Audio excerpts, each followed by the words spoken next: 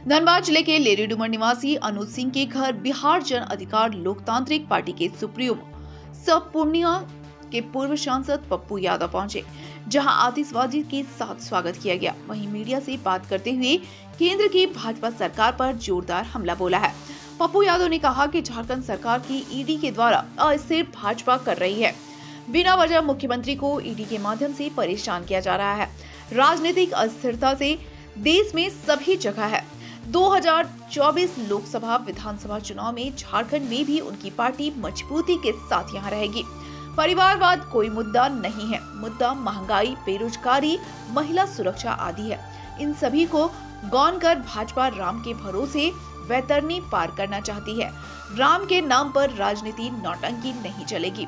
उनका काम सेवा करना है, भले वो चुनाव जीते या हारे, इससे उनके सेवा भाव में कोई फर्क नहीं पड़ेगा।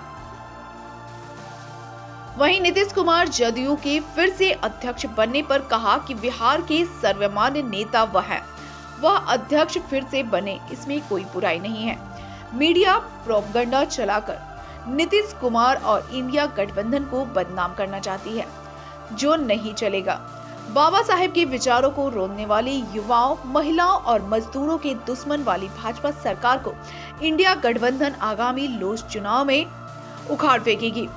नीतीश कुमार को इंडिया गठबंधन का संयोजक बनाकर एक पहली कील ठोक दी गई। 30 में जातीय जनगणना और आरक्षण इंडिया गठबंधन का मुद्दा रहेगा।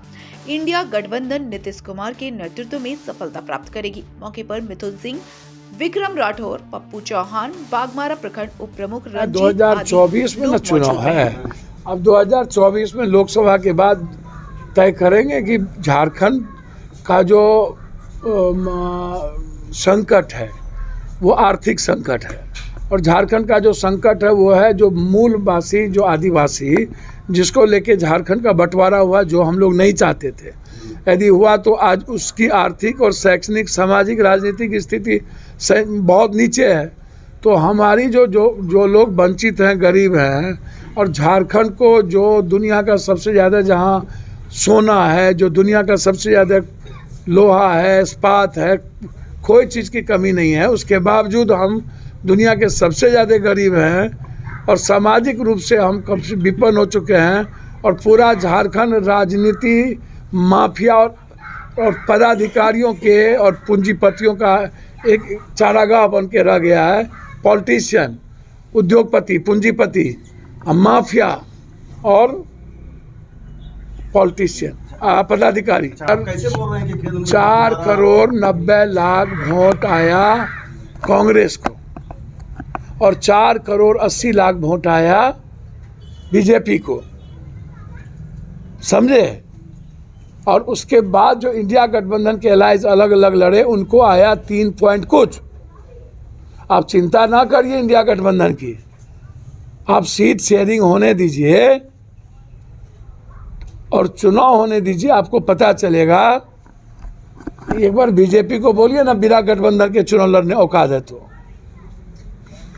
है औकात, कहिए एक बार अकेले चुनाव लड़ने, बहुत क्लियर है। अगर इस बार भी आप सत्ता में नहीं आए तो फिर क्या बोलेंगे? हम सत्ता के लिए कहाँ बात करें?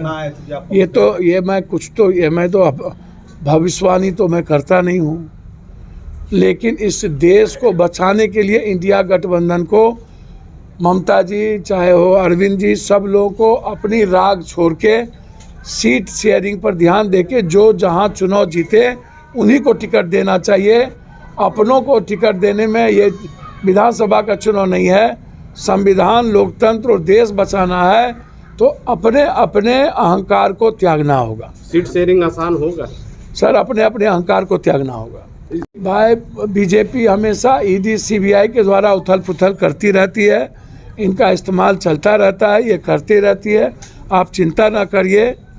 जितना बीजेपी में उथल पुथल नहीं है, यहाँ सरकार अस्थिर की स्थिति में बन चुकी है। भैया बेफिक्र है, पॉलिटिकल जो आज क्राइसिस है वो देश में है, सिर्फ यही नहीं है।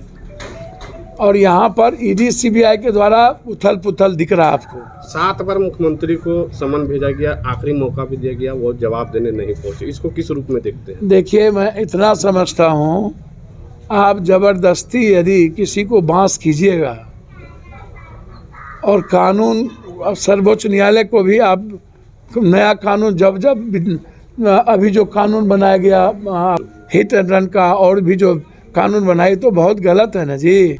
मुद्दा है किसान, मुद्दा है बेरोजगारी, मुद्दा है महिला सुरक्षा, मुद्दा है मजदूर का पलायन, महंगाई, मुद्दा परिवारवाद नहीं है। जिससे सुरक्षित लगता है वो करते हैं। अब ये सब मुद्दा ही कौन है? मंदिर के सहारे, अयोध्या के सहारे ये जो कतरनी पार करना चाहते हैं, 10 साल का पाप धोना चाहते हैं, तो राम तो पाप के खिलाफ गए थे और राम तो नफरत के खिलाफ, और ये तो नफरत को बोझते हैं। तो इसीलिए इंडिया गठबंधन इस देश की स्वाभाविक गठबंधन है। ये 130 करोड़ लोगों की आवाज़ है जो इकोनॉमी के रूप से खत्म हो चुकी है। मात्र 2 व्यक्ति का इकोनॉमी इस हिंदुस्तान में चल रहा है। एक अदानी जी जो कोरोना में भी 4 गुना ज़्यादा उन्होंने बेनिफिट लिया, और दूसरा अमित शाह जी की कंपनी। राम के भरोसे अब राजनीतिक नौटंकी भी मंदिर की राम के भरोसे होगी, ये नहीं चलेगा। इसीलिए इस देश की हिफाजत, लोकतंत्र की मर्यादाओं का सम्मान और संविधान को बचाने की जिम्मेदारी ये इंडिया गठबंधन की जिम्मेदारी है। हम तो देश में मोदियों के ऊपर हैं। जितना मोदी जी लोग लूटते हैं हम उतना डेली बांटते हैं। हम कहाँ हैं? जितना पॉलिटिशियन लूटता है उतना हम डेली बांटते हैं। हम गरीब और गरीबी खत्म करने का लाइन है पप्पू यादव का। नीतीश कुमार जी सर्वमान्य नेता न जदयू के हैं। नीतीश जी ही ना संभाले। नीतीश जी ही ना जाति जनगणना और 67% आरक्षण के सूत्रपात हैं। 40 साल के बाद जननायक वही ना होंगे। तो जब सर्वमान्य नेता जदयू के हैं और उन्होंने संभाल लिया, और आज उनको जिन्होंने एक देश को बचाने के लिए इंडिया गठबंधन जो बनाया, उनको संयोजक बना दिया गया, तो ये पता चल गया ना मीडिया के उन लोगों को जो किलर हैं। ये जो मीडिया के मालिक लोग जो पैसा लेकर के किलिंग करते हैं इंडिया गठबंधन के खिलाफ, आवाज़ उठाना और नीतीश कुमार के खिलाफ प्रोपगंडा करना, तो ये नहीं चलेगा। ये तय हो गई, चिंता मत करिए।